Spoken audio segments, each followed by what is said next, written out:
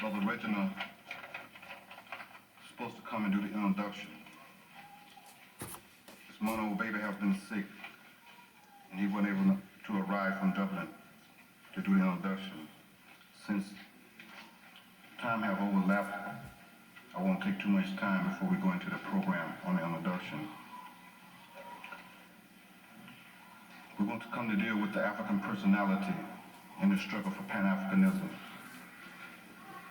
We want students and non-students to understand the African personality is something that grew out of our existence and development. The development of African people's struggle throughout the world has shown one aspect in that struggle towards positive action. We say everywhere we see African people, we consider all black people African people. That it's a struggle going on throughout the world, throughout 113 countries where you will find African people scattered from the slave trade and throughout Africa. We want to come tonight to show the importance of the African struggle through the cultural aspect of Africans born on the continent, born off the continent. We want to use this demonstration to be proud of Africa, to be thankful for the great civilization, to be thankful for all the great contribution Africa has made to world civilization. Music was first made in Africa. The first kings and queens arrived out of Africa. The religion of Judaism and Christianity arrived out of Africa. We just want to show some of African contribution to the world. But we have a lot of Africans who are ashamed of Africa, deny Africa, so that they are Americans. I will ask most of them, were you born in Brazil? Because our people have became such confused in America. When you ask them where they are from, they say America, meaning U.S., but overlook Central and South America. So we want to come to take this program to show some of Africa's contribution to the world, and for you to come to be inspired by Africa and its forward struggle for Pan-Africanism. We have some representatives here tonight from South Africa, and we hope we can learn something from the experience of our struggle on a Pan-Africanist basis inside of Tanzania, South Africa, because we know it's only a matter of time before we liberate our land in South Africa. Because the African personality throughout the world shows a consistent and continuous struggle for the liberation of African people, no matter where you look. You might not view these brothers and sisters in different places in the world and throughout Africa struggling as your brothers and sisters. But no matter how you view them, we know they are Africans struggling for liberation and freedom. And we say no power on earth will halt us. This poem I want to do is very short. Came from a book called Destruction of Black Civilization. You should read it. I'm quite sure it's in the Black Heritage Room. What became of the people of the summer? Wasn't they black? The traveler asked the old man. For ancient record shows that the peoples of the summer were black. What happened to them? The old man said,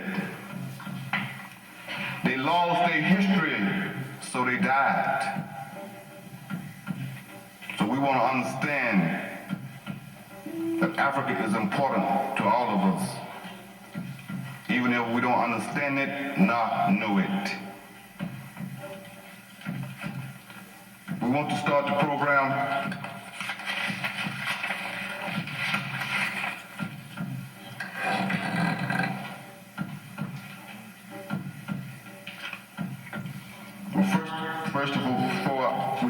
on the schedule of the program. I would like to say that Sister Adama, who lives in Atlanta, was not able to get anyone to keep the youth, and she was not able to arrive. Sister Stella Amanzi, African-born in Nigeria, was supposed to come and perform African dances. She haven't arrived at this time. We still wait for her. So we will go to Sister Betty Mokashani, a representative of the Pan-Africanist Congress of Tanzania, South Africa, where our peoples are struggling against colonialism to overthrow the apartheid regime in Tanzania, South Africa. We refer to it as Tanzania because it means the home of the black man and woman. Sister Betty, will you come please?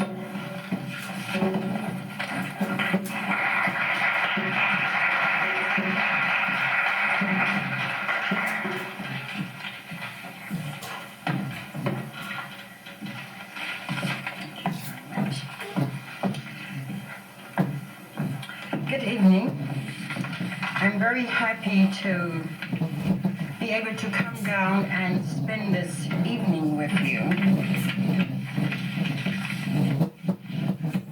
And for most of the evening, where you see my name listed, I will be reading poems from a comrade of mine, Comrade Michael Muketsi Pilani. Brother Pilani lives in Atlanta, and he is one of the most copious writers I know. You can just give him a thought, and he can pen you a poem in about 2 seconds. He is, of course, with the Pan-Africanist Congress of Tanzania, which is also the organization that I am a member of. And Mr. Pilani has been in exile for more than 20 years. And I suppose one of the reasons he writes so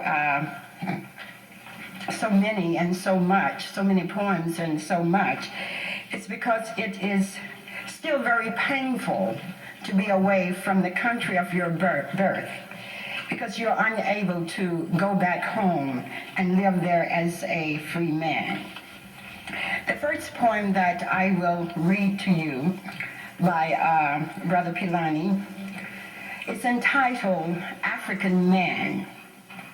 And he penned this particularly for this program to more or less give some idea of what the African man is like in general from the very beginning.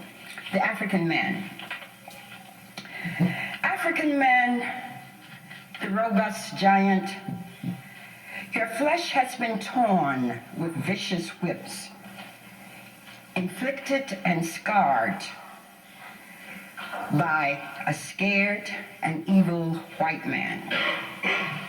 From across the oceans he came to trespass on the motherland. His white body shriveled and battered by stormy seas. Oh, black giant of Africa, though your body rippled with still muscles, your heart was gentle and tender, for you reached out to rescue the dying white man. From African fertile soil he was fed. From Africa's flowing rivers his thirst was quenched. From Africa's fat cattle he was given milk to drink. And soon from the grave he awoke. He walked like a man. He talked like a man. When nights came, he crept and sneaked into your black bed whilst you were out with your spear, hunting prey to feed your family and him as well. It was not long in the sleeping nights. You were bound and gauged with chains, and his whip tearing and tormenting your flesh. And the motherland became the land of milk and honey to the starving European nation. The second poem I will read at this time is entitled Azania, that most of you know as South Africa.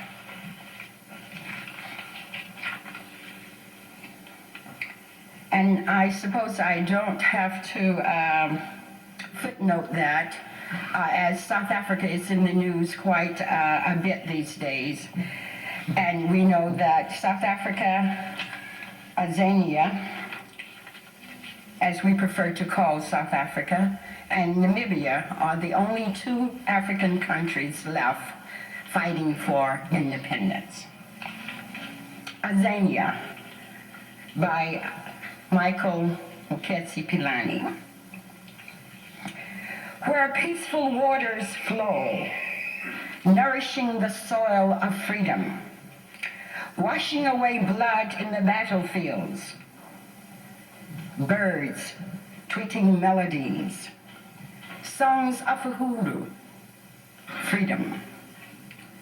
To the nation that has toiled many years of untold suffering, over 300 years of anguish, dominated by a ruthless minority white regime, backed by the most vicious and powerful Western imperialist. But oh, listen, just listen. The bells of freedom are chiming, ding, dong, ding. The sound is distant and soft, ding, dong, ding. But oh, the message is clear, that our relentless toil will soon be rewarded. For our revolution has moved us nearer. The persistent booms of our gunfires have drifted us nearer home, where peaceful waters flow. In our own, our very own Azania. Thank you.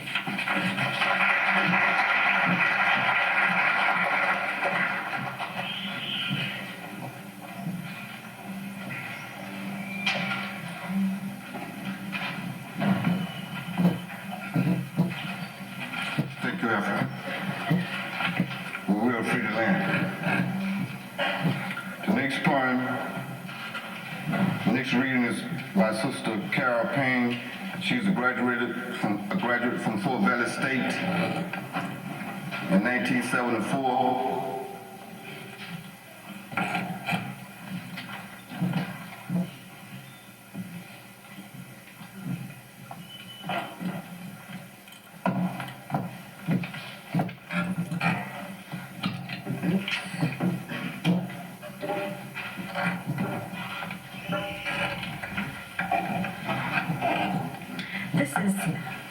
This is Ego Trippin' by Nikki Giovanni.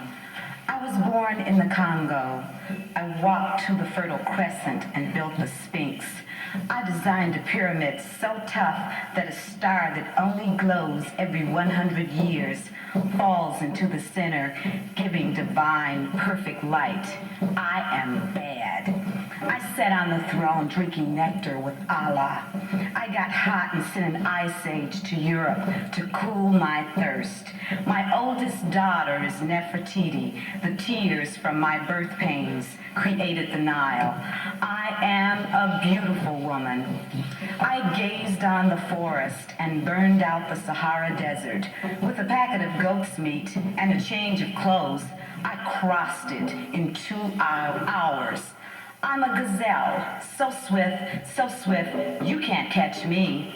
For a birthday present when he was 3, I gave my son Hannibal an elephant. He gave me Rome for Mother's Day. My strength flows ever on. My son Noah built a new ark, and I stood proudly at the helm as we sailed on a soft summer day. I turned myself into myself and was Jesus, Menentone, my loving name. All praises, I am the one who would save. I sewed diamonds in my backyard. My bowels delivered uranium. The filings from my fingernails are semi-precious jewels. On a trip north, I caught a cold and blew my nose, giving oil to the Arab world. I am so hip, even my errors are correct. I sailed west to reach east and had to round off the earth as I went. The hair from my head, thinned in gold, was laid across 3 continents. I am so perfect, so divine, so ethereal, so surreal. I cannot be comprehended except by my permission. I mean, I can fly like a bird in the sky.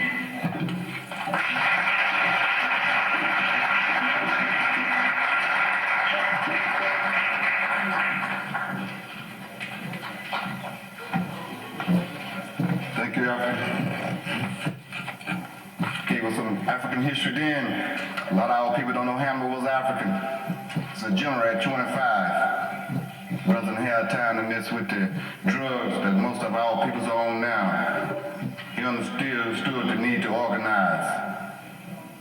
Hannibal was a great warrior. Great warrior. We need more warriors like Hannibal. Where are you? The next number will be a song by Sister Kariba and Sister Omalaka and Makia. Sister Omalaka and Makia drove down from Atlanta today to be with Sister Kariba to do a song or two.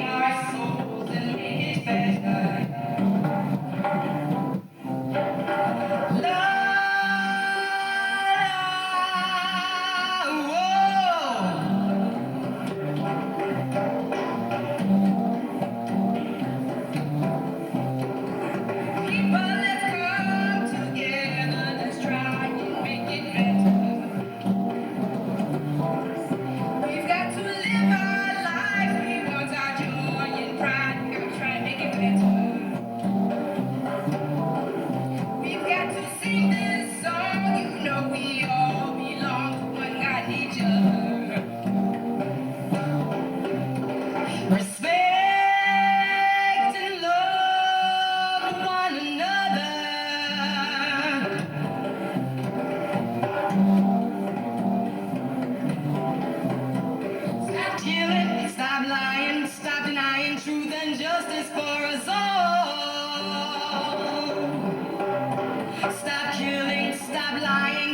denying truth and justice for us all. Stop killing, stop lying, stop denying truth and justice for us all.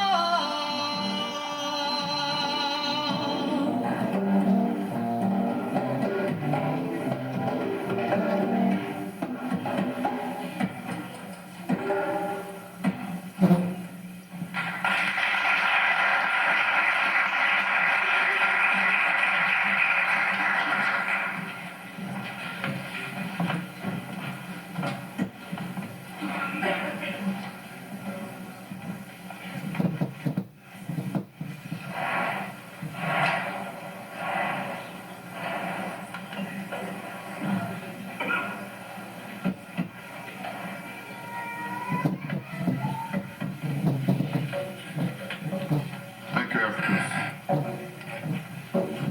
Next is Sister Asha, who's also a student here at Fort Valley State. She will come to do a poem for us.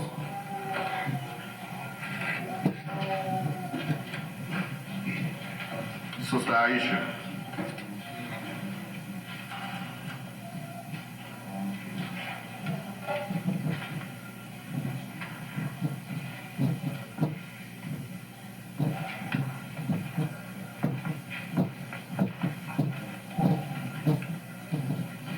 Hello, my name is Aisha, and the poem that I will do is by Sojourner Truth, and it's entitled, Ain't I a Woman? That man over there says that a woman should be lifted into carriages and helped over ditches and needs the best place everywhere.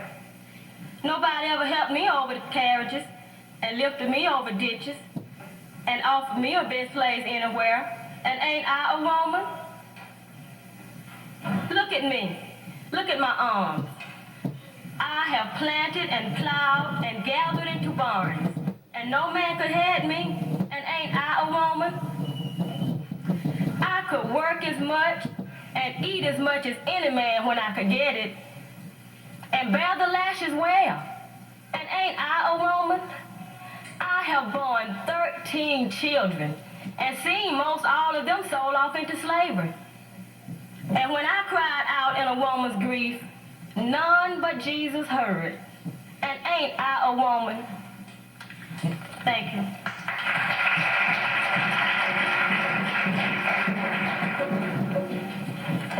That means we must give our African queens more respect throughout the world in order for other people to respect our women. Because if we don't respect our women, then no one else will respect our women. They're our mothers, they're our daughters, they're our female babies. And we must honor and cherish and sacrifice for the respect of our woman, for our mothers, for our grandmothers.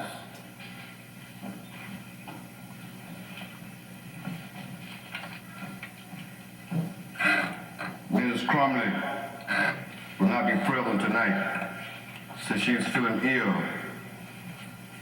We hope of the best recovery. Sister Kariba and the sisters will come back to do another number for her.